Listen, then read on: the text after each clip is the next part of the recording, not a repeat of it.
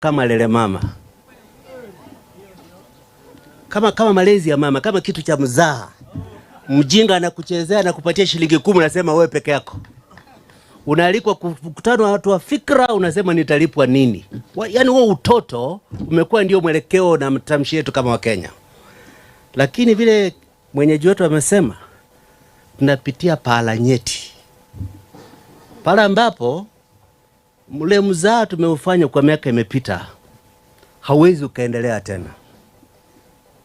Ukiona vitu wanafanya kama katuni kengine kutoka huku Northeastern kanaitwa Duale. Kalifukuzwa, kalikataliwa na viongozi wa kimajeshi kwa sababu ya tabia yake na ulafi wake. Amekuja sasa afya, anatueleza kuna compliant hospitals in Northeastern Kenya 700 kwa SHA. Nauliza population ya Northeastern iko kiasi gani? Kuna hospitali ngapi kwa which percentage of the population? Yani mazoea kwamba ukiiba na Ruto anakubalia, inaalalika kuendelea kuiba zaidi hadharani na kututuzi ukicheka. Samani hatuna muda wa kutosha, mimi ningependa nikaongelea muda mrefu, lakini tu ni kusema sisi tunaheshimu sana hatua yako ya kwanza Bwana Kalonzo Musyoka, kualika viongozi wa vijana na viongozi wa kisomo na fikra endelevu mjadiliane nao pamoja. Naimiza na wasii wenzangu, hii kwetu hatua ya kwanza kwa kutafuta uwiano wa maana wa kudumu kati ya uongozi wa siasa na uongozi wa kisomo na kifikra. Pamoja tutabuni sera, nadharia na vingine vyote vinahitajika kuligomboa taifa letu. Kwa wale vijana ambao wengine pengine mnalemea Kiswahili kisichokuwa cha Sheng, niseme tu mawili kwa Kiingereza. We are at a moment where we are not trying to prove that any generation is better than another. But we know that inordinately your generation bears the burden of a dead can that is being kicked down the road. Ruto is borrowing money on the commercial markets. Expensive money to pay cheaper debts, but he's kicking the can about when that money is going to be paid, when you are the ones who are going to be responsible, and he'll be back in the village roasting goats. We do not want to compete between generations. We want to create conditions under which representatives and leaders of younger Kenyans sit down with us, with the leaders of thought and research, with the political leaders, and we co-own the agenda of this nation. I'm going to be out of the country for the next 3 weeks, but I promise to give you an early opportunity for student leaders. You come, we talk together about how we can engage with the leadership of this alliance. Asanteni sana kwa kunisikiza.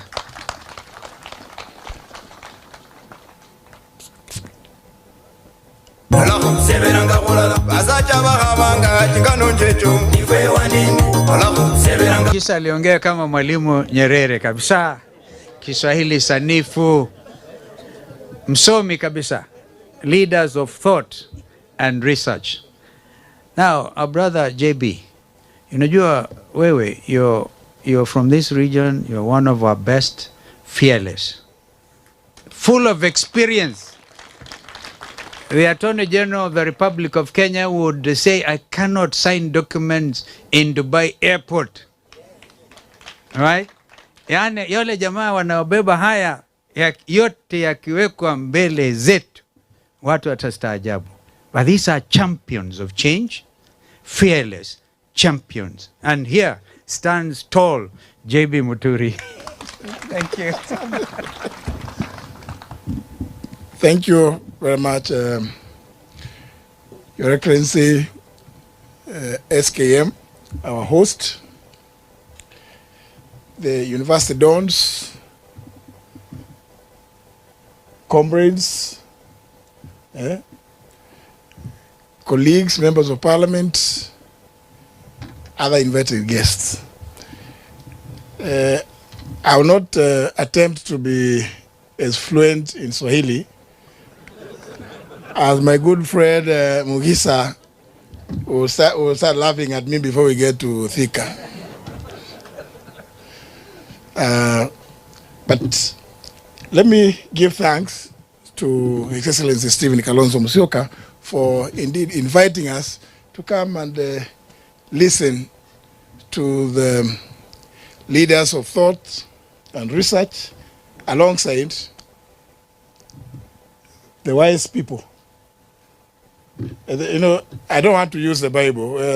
It says when you say wise men, you include the women.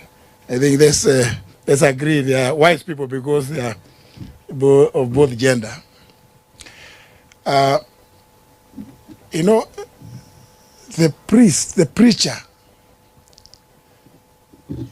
the gentleman who gave us the word.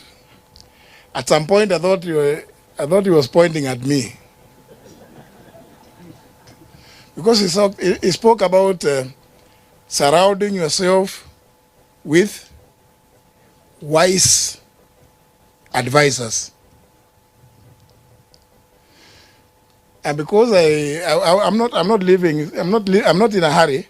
I know my two brothers may want to leave. Mimi najua.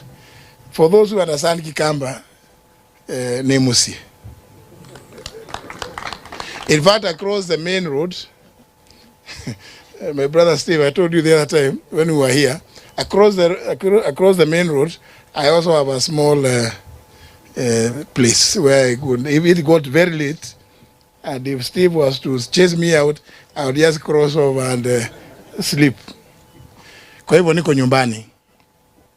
But the reason why I say I thought the preacher was addressing me is because something that I've told Kenyans in the past.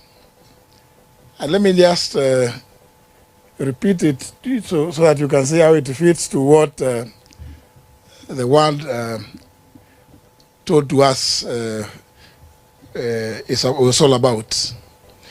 Immediately, Kenya Kwanza took office. And, you know, I had gone to Kenya Kwanza, first of all complaining because those of you who drive on Thika Road, if you remember, there was a very huge post of myself, and there were only two words below my photograph, Kenya Kwanza. Little did I know that actually, I even know the person who actually did it. It is Ovinya's counterpart in Nairobi, Johnson Arthur Sakaja. He saw it and he quietly went and had it secured at the registrar of political parties' office. So when I was going there, they told me, no. I told them, why did you pick my slogan? They told me, no, it's this one. We already have it under our name. So I didn't want to quarrel about nothing. But my main story is about when William Ruto became president and he was about to name his cabinet. We used to have several meetings. In one of the meetings, he told me that, you know, he likes calling me JB. You know, JB, I actually want you to be the Attorney General. Because, you know, even as those of us who joined Ruto, we were saying we know him, Ben. We were saying we actually know him, but somehow there was an issue of we didn't know, we were not, actually I think we were not consultants. Maybe Fred should bear the blame for not consulting some of us. Because we had had several meetings with my brother, senior brother, Stephen Kalonzo Musyoka. So I think the problem was just within what was then government. We were not consulted. So even as we were joining that Kenya Kwanza, we were saying we know this guy. So when he proposed that I become the Attorney General, I told him no, I can't. I don't want to do that. I told him, you know, my only reason of wanting to be in government It's only one that I put in 15 years in the judiciary, served 8 years as a member of parliament, and now I've done 10 years as speaker. All I want to, ndio nisikie nimekuwa kwa serikali. Mukisa ukitaka kukosoa mimi baadaye. If I sit in the national executive, but I don't want to be the Attorney General. And the matter ended there. 2-3 days later, my good friend, who was not only my classmate but my roommate, the current Speaker of the House, the National Assembly, Moses Masika Wetangula, calls me to some place, and we go, and he tells me that, I have your message. I ask him, from where? He tells me, from the president. I asked him, which message? He told me, when he mentioned to you that he wants you to be the AG, you declined. So I asked him, so what is his message? He's pleading that you did accept to be the Attorney General. So I decided, since Moses is somebody we've known for each other for so long, in fact, I began my working career, I saw somebody talking about Kebabi. I know the villages around that area. So I decided, let me tell Moses the truth. So I tell Moses, you know what? The reason why I would not want to do that job is because you and I know this guy. To be an Attorney General with Ruto as president is an extremely dangerous experiment.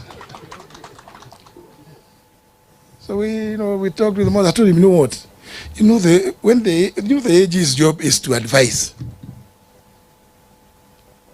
The other one of going to court, it's normal because you go in public interest. And there are so many state councils.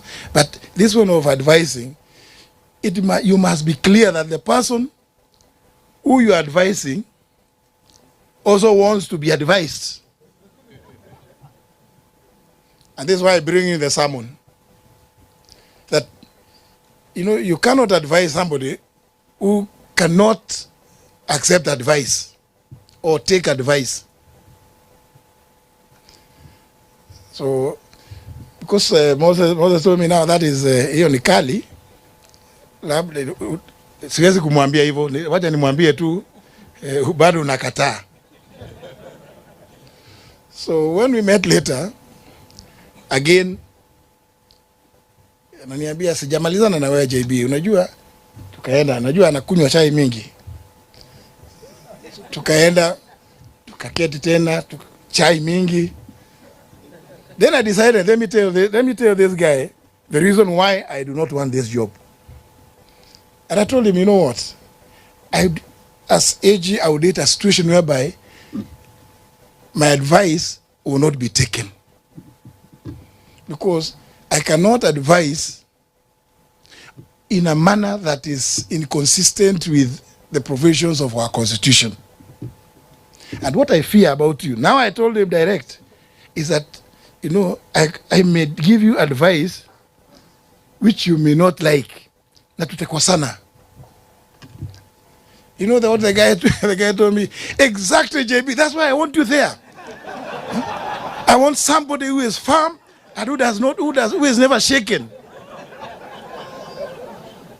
Now, my friend Mugisa, kama mtu amekwambia ati hiyo ndio sababu anakutaka pale, so nikamwambia, if you promise that you will never interfere with my advice, my work as Attorney General, then you can go ahead and announce the cabinet. Because my stories are long, I will not go beyond that. But you can see why this sermon, I felt, was quite appropriate. You must surround yourself with wise men, wise advisors. And also, you see, within the context of governance, people must appreciate the country that the country is bigger or greater than any one individual. It does not matter. We've been told about issues about in fact, it's His Excellency who told us about the $1 people living below $1 a day. If that cannot concern you in leadership, such that whatever it is, whatever decisions you take are acutely informed by the desire to lift those that live below $1 a day in the country, then you are not worthy in a position. You cannot take oath in public. And of course, remember our constitution says the president must be sworn between the hour of 10 a.m. and 2 p.m. Wakili Wanjiru. So you take oath in broad daylight to protect, preserve, uphold, and defend the Constitution. Among other things, also the dignity of the citizens. And then, soon thereafter, human life means nothing to you. Human life means nothing to you. That you watch human life being taken away. What they say in Kiswahili, again, kiholela. Surely. And you want people to keep quiet so that you can remain in leadership? I'm sure, my good brothers and sisters, you'll agree with me. When it gets to that, you must take a position. You must take a position. Because who is it you say you are sitting there planning for? If these are the people merely for expressing their opinions themselves about the university funding model, about the high taxes, that becomes a reason why you will take away their lives? And I keep saying, I was lucky that I was able to run to William Ruto. I'll tell him, William Ruto, I sent you a message last night at 3 a.m. I told you my son was abducted. You have not responded. He says, oh, my phone crashed. There were too many messages. And then I tell him,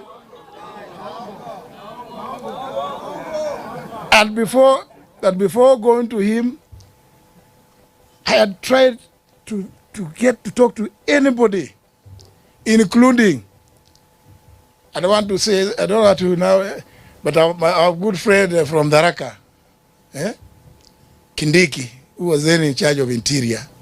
And I fire you. Norma, see Norma.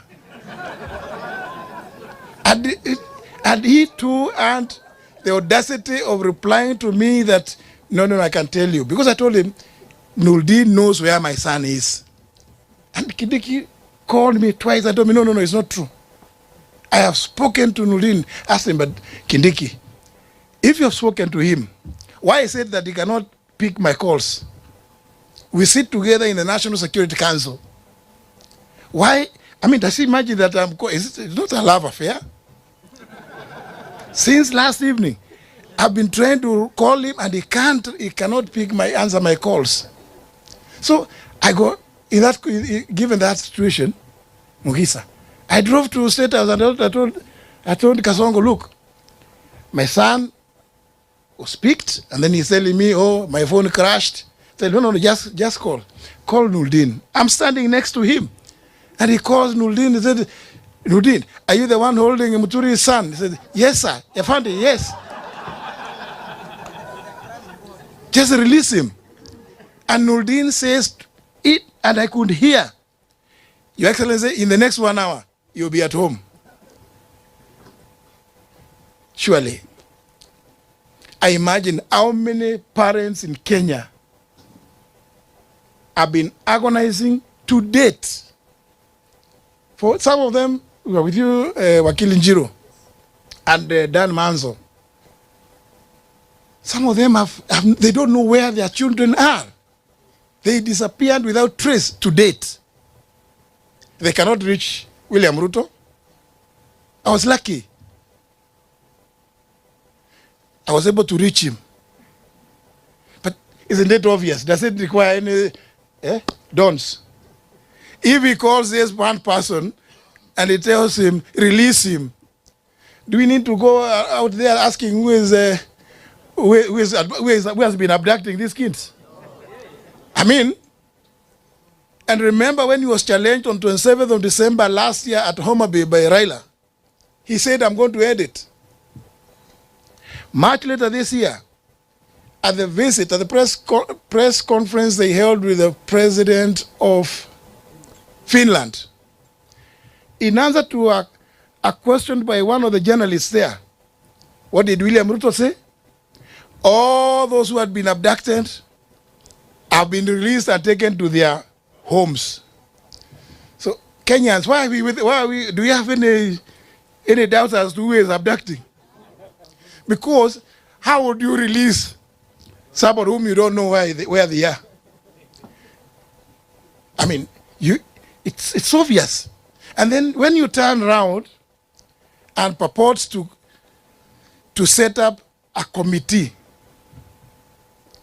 that reminds me, Council Njiro Ndego Njiro, the Latin maxim, Memo judex in causa sua.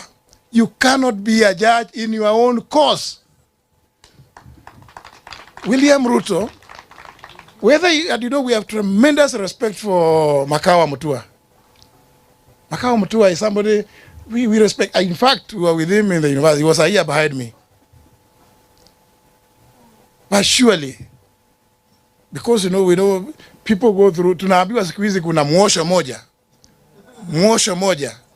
I think Makao, my good friend, ameoshwa moja, na hapo ndio shida ya Kenya imeanza sasa.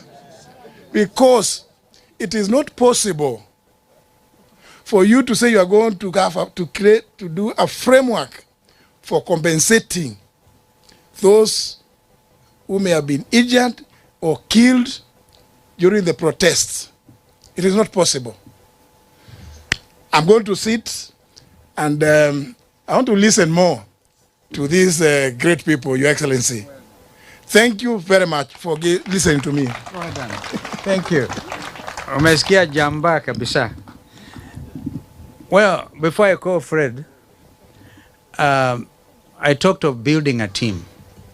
One Kenya, one nation, one team. For one term. Sindio? So we cannot drive this narrative if we are going to have contradictions between ourselves. So our advice is to those working with us, those in the Wiper Patriotic Front, those in DCP, those in DP, those in Jubilee. By the way, I forgot to bring the greetings of Chairman wa Jubilee, Saitoti, Tarome, also with us in the summit. So please assist us. Wakili Ndengwa Njiru. If you have any information about any of us, because we must always check with the principals. You know what I'm talking about. Today I'm supposed to be Kofi Annan between you and Fred, and also between Fred and our brother Ben Momanyi. When we go to Kisii, we start singing to keep Peter Narok. Ago. Ben Momanyi, ago. We need to build one team. So that respect is so critical. So critical. Let's not begin to dismember our unity even before we begin. And building coalitions, I can tell you, is the most difficult thing. I tried to help President Tshisekedi and the advisor of Uhuru Kenyatta who sent me there, as you know, Fred, and Kabila. And it took me 1 year to advise Tshisekedi to work with Kabila. And one time, Tshisekedi asked me, Kabila now wants to take. He says, I either take the Minister of Minister of Finance or the Interior. I looked at Tshisekedi, I said, Mr. President, since we want to sign all these letters of appointment, my advice to you is the Interior Ministry. And all these other ministries, because there's a cluster in the DRC of those ministries. Tshisekedi took my advice. I don't think he regretted thereafter. So, please, before you dismember, until then, after a year after that, he started to talk about the sacred coalition. Yani sacred, what is that, Mukisa? Ile sacred. Kwa hivyo uhusiano wa ajabu huyu. Na tukifanya uhusiano huu, tukibuni mambo yetu haya, jameni, tusiharibiane. I wanted to say that as a caution. And my brother Fred Matiangi, as you all know, he looks strong.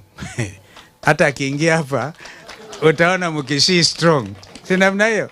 I like his style of greeting people, anainua mikono yote. Yeah, kwa hivyo, somebody who must remain nameless, Fred, told me the reason Kenyans love Matiangi is because they think akichukua hivi kazongo ndani.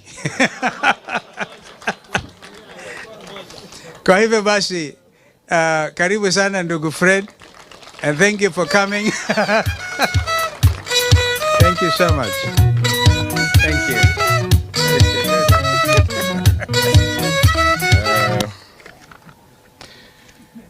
I'll also be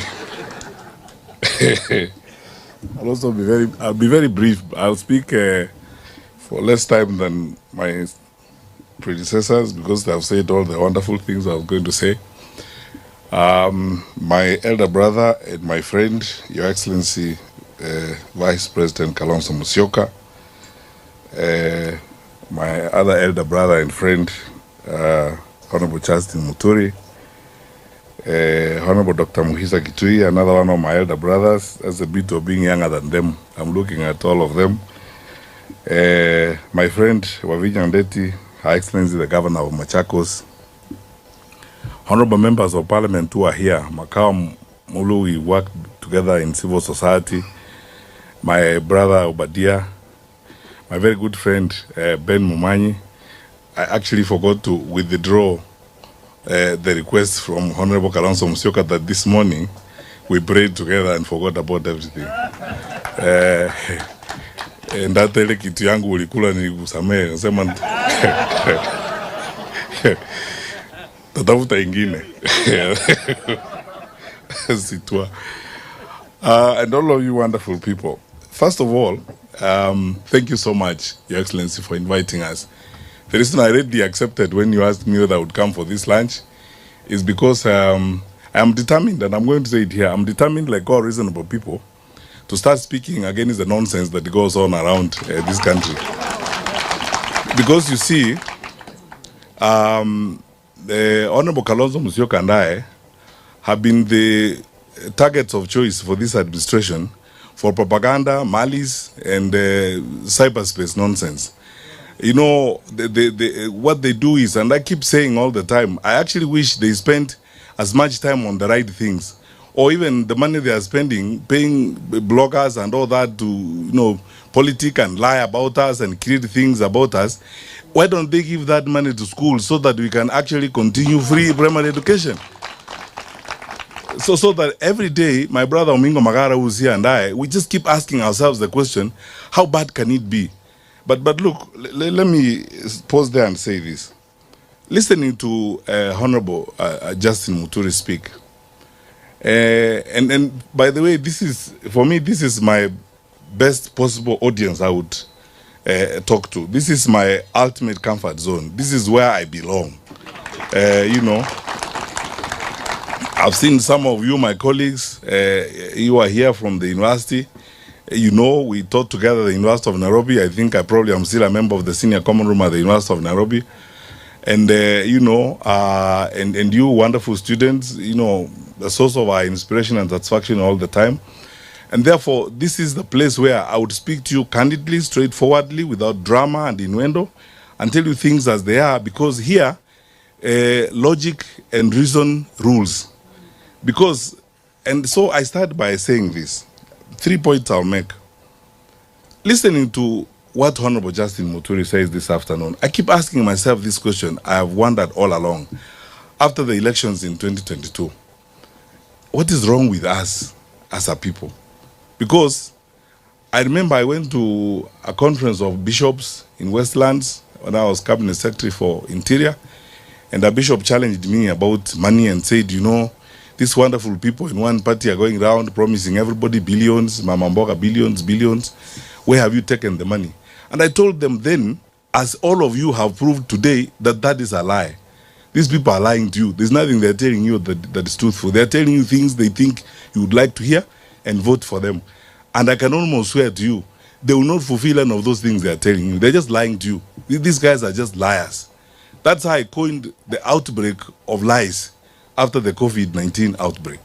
The campaign was characterized by an outbreak of lies, you know, people running around the country lying. And you can see yourselves that we have started season 2. They have started season 2 of those lies.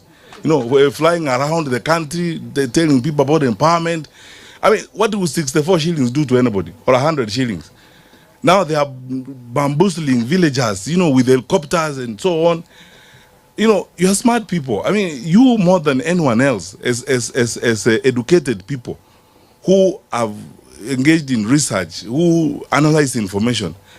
Please, wonderful people, there are people who lost their lives fighting for the independence of this country.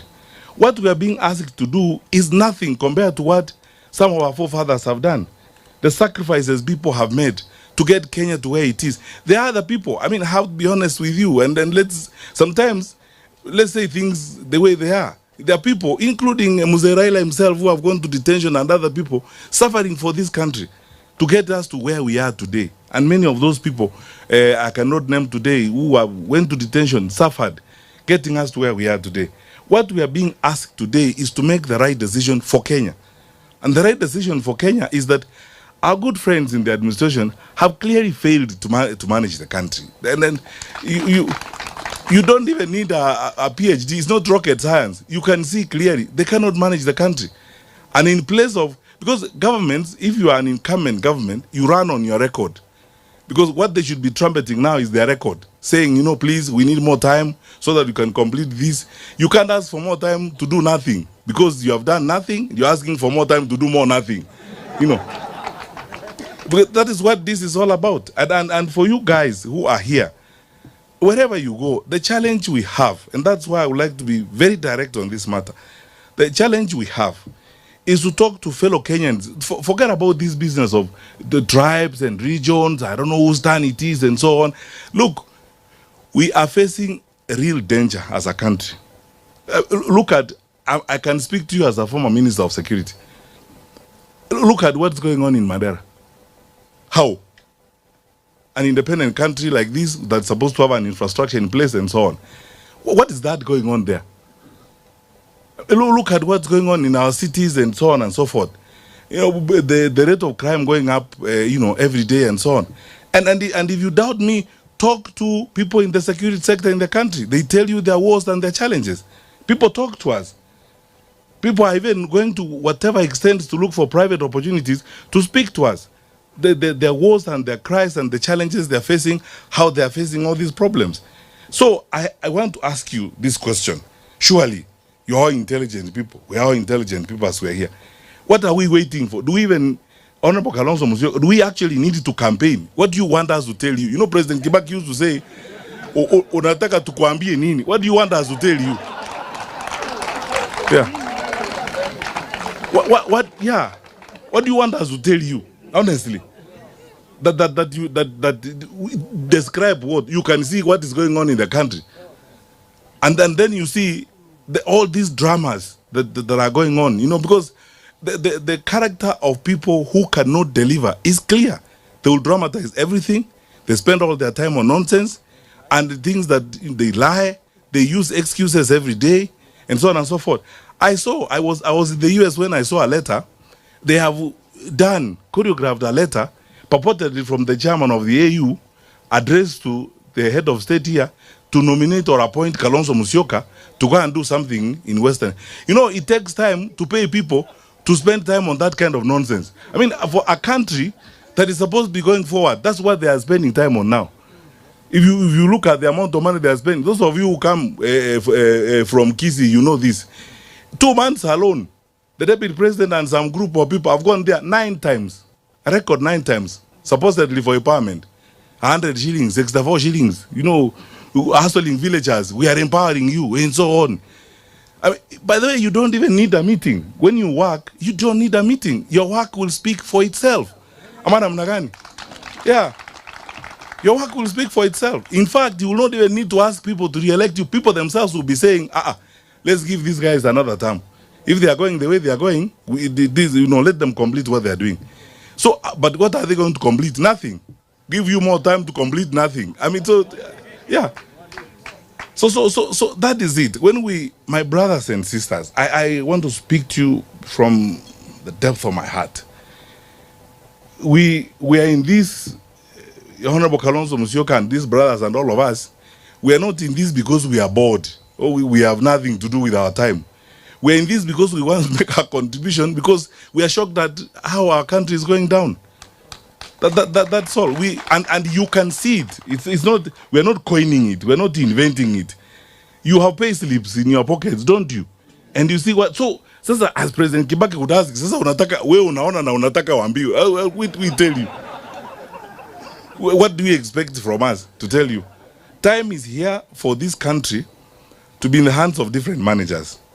Our challenges and our argument is based on one thing: management. This has nothing to do with hate or anything else. And that's why, personally, I don't spend so much time on a lot of innuendos. I would like to focus on solutions. How do we get ourselves out of this? The horrific stories you hear in the education sector that are going on, no one knows that better than you guys. But what we are seeing in the country. I mean, we talk to teachers, we are with teachers, school principals, parents every day. And you keep asking yourself the question, what actually is going on?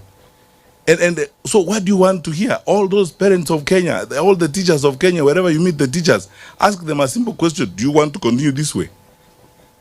If your answer is no, like mine is, and Kalonzo and everybody's answer is no, then you know what to do. This is a case where I honestly think we shouldn't campaign. Those who should campaign and are spending money on social media, insulting us, creating meetings for us that we don't even know, lying about what Kalonzo has done and are not done, lying about where Matiangi is seated, vis-a-vis Kalonzo's position of sitting. You know, people have nothing to spend. Yeah. People spend time on pettiness, and it's small, how did we become so small-minded as a country? That those are the kind of things we spend time on now. And now we are being told about those. Let's go forward and build our country. We have a duty to build our country. And here is my ask of you, wonderful people. For us, as leaders who are meeting the opposition and those that we will meet as we continue, I've said several times before, if you are betting on our differences, you will lose your bet for sure, because we are not going to disagree. All that propaganda and all those stories you hear being coined every day and so, they're intended to either annoy Kalonzo or annoy me or annoy Kalonzo's supporters or annoy my supporters or do something. Oh, I don't know who's annoyed. How do you know? I mean, you are not God. How do you know who among us that is annoyed? You keep peddling lies, and so on. We are determined to make our contribution and make the ultimate sacrifice about how we will save this country and redeem or save this country from the hands of these people. People advise me these days that because I'm saying I'm aspiring for the president, I should change my language a little bit, because I would say some stronger things, because some of the things you see are shocking. Because how a country of our size, and Kenya, we have everything going for our country. You guys know this more than anything else. I was in the education sector. We have a very educated population, very patriotic people who love their country. Kenyans are very hardworking people. They really want to do good for their country. All they need is trustworthy leadership. You mean what you say what you mean. It's long since we had a government that you could trust. That's all that Kenyans are asking. And because they can't be trusted, we are telling you, trust us. We'll give you our word and we'll keep our word. Trust us. And then we will level with you. Do not verge or hide or hibernate or tell you stories in place of work. And we will not come to you and begin to lie and pretend about things. You know, listen very carefully. There must be linguists in this audience. Students of linguistics and researchers. I want you to listen to the language of this administration when their leaders speak. It is actually, it's called street corn language, you know, where they say, tumeunganisha waya, tumetenga, that's, that language is non-committal language, non-responsible language, language that you cannot ascribe responsibility to. Very evasive language. People who do things, they come forward to you as leaders. Like Honorable Kalonzo Musyoka stood here and said, I have done this, I have told JB this, and so on. Or JB says, I did this, I asked this question, and so on. That's what responsible people do.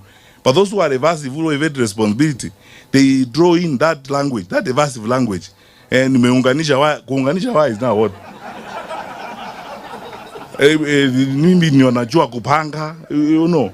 The way they behave and so on.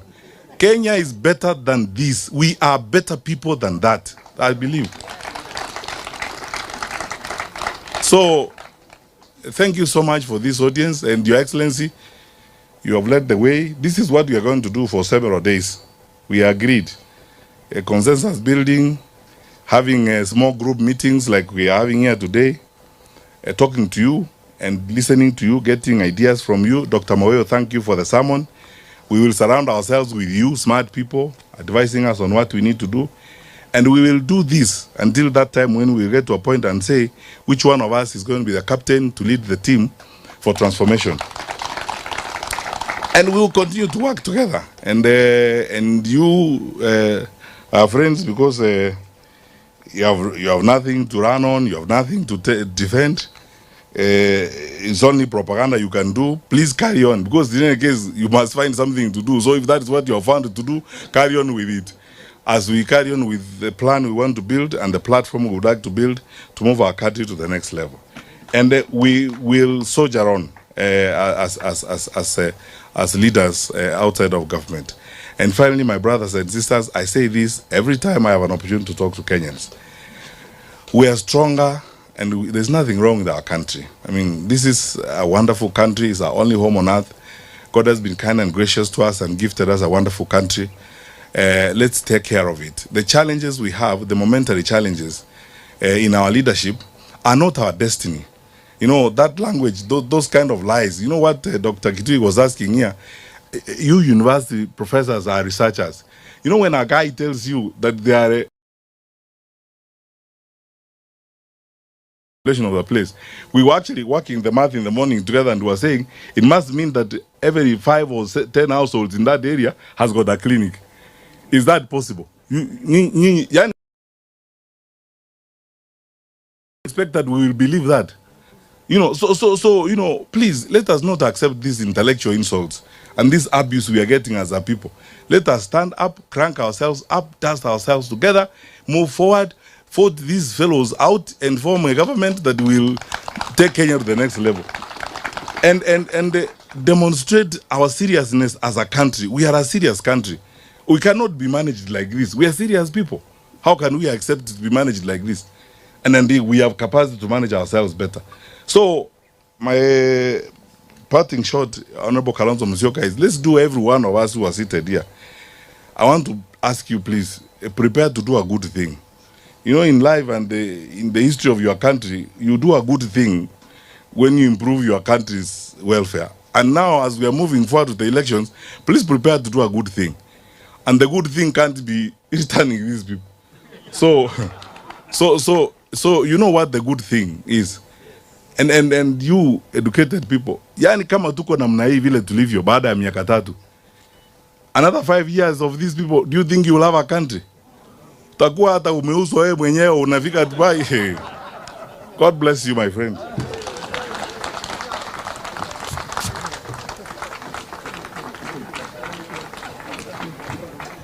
Wow. Asanteni. Asanteni sana. Thank you so much. Waliomba wataenda kuomba tena. So now I think we need to continue. I think that those who have to leave, we'll give them permission to do so that we can continue. As I was talking, a member of the family came, one of the family members, where's Mwasia? Mwasia ako wapi? Ako kule. Thank you. Thank you. So we will continue, and we thank you so much. Those are inspiring things. And I think that even as the dons meet here and go wide and far, you realize, for example, the people of Kericho, we had Professor who spent a lot of time in Kericho. And if you know why Governor Mutai had to be impeached, and he called me. I've never spoken to him before. 58,000 acres of tea. Tea, 15,000 acres under tea. Wanataka wachukue. And this governor was saying no over my dead body. So he had to be impeached. Well, that one did not go through. And so Governor Avinya, you guys have to be bold as well. Stand for your people and be very, very bold. So tunaomba tu kwamba tuendelee. You know, I'll tell you, Fred, before you go, where you are here is the Yatta farm. It's hardly 300 acres, hardly. And it was bought from one part to get to Thika Superhighway, bought from a lady called Janet Chirchir. She lives in the US. Her advocate was Kip Kenda, right? I think Kigan, actually, in that transaction. And below the furrow, it was owned by Major Langat. And this is land in Machakos. We bought it. When I ran against Kibaki in 2007, there are people saying Kalonzo grabbed NYS land. That's the only thing they talk about me. I've given you the truth. Bought with a bank loan, stamp duty paid, kila kitu. And one time I challenged William Ruto. Actually prepared all these things and took the DCI and I said, these are the documents. Now bring yako. Tuambie ile ya Murumbi na ile ingine ya Taita Taveta na kwingineko. What is all this? This insatiable greed for grabbing land. But Fred, we have work to do. Lest we are accused of just saying one term and no term or whatever. We have serious work. And that serious work will mean stopping this grand corruption. Really, it is so grand. Na hiyo kwamba hiyo ya kina Duale na wengine is so blatant that we have to stand and do something. Actually, Kenyans are watching. Tutafika lini hiyo 2027? Asanteni sana. Vijana watawawa tena, tutakataa. Asanteni. Let me see our visitors off and chairman endelea. Haitawezekana sisi kufaulu. Kama Musa na Waisraeli, tuombe Bwana tafadhali. Wakienda, we can stretch a little bit. DJ, nipatie ngoma nzuri ili tuwasikize. Tunaomba wema wako uende nasi.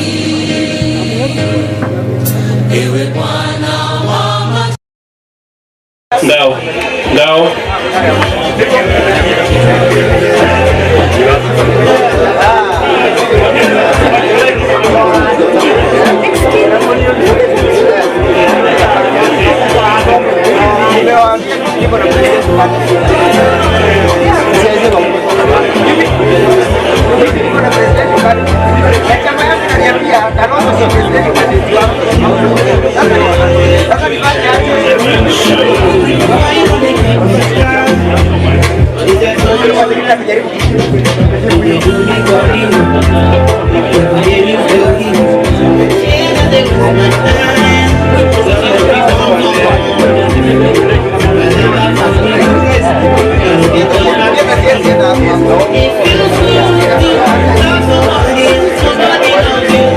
We We are going to have a photo session after the last segment by our President, Don's President, Mr. Muturi and his team. So kindly let us take our seats as His Excellency sees off his guests. Please, we can take our seats.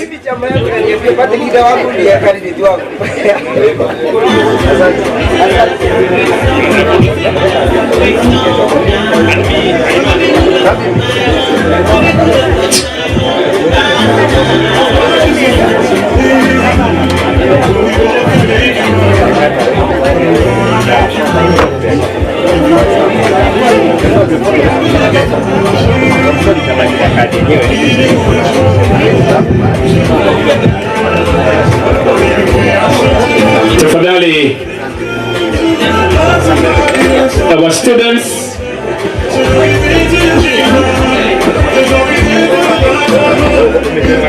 turudi tafadhali tuketi. His Excellency amerudi, naomba turudi zote sasa.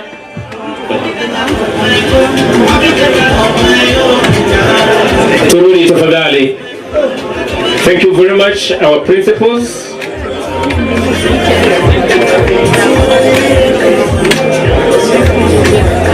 Tuketi, tutapata nafasi ya kupata picha.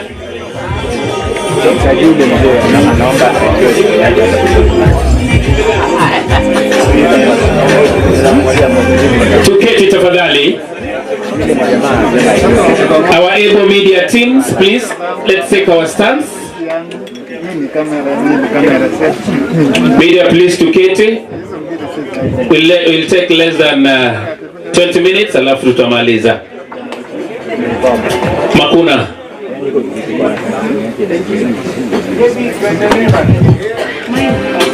Asanteni sana.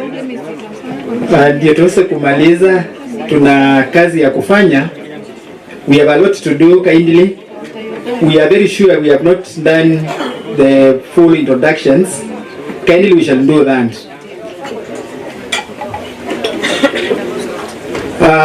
I'll take this opportunity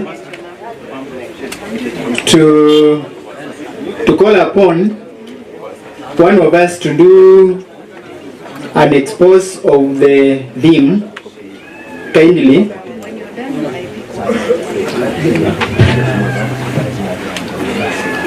Kindly, I will call one of us to expound our theme as dons as we prepare for the introductions. Kindly, we shall be doing that.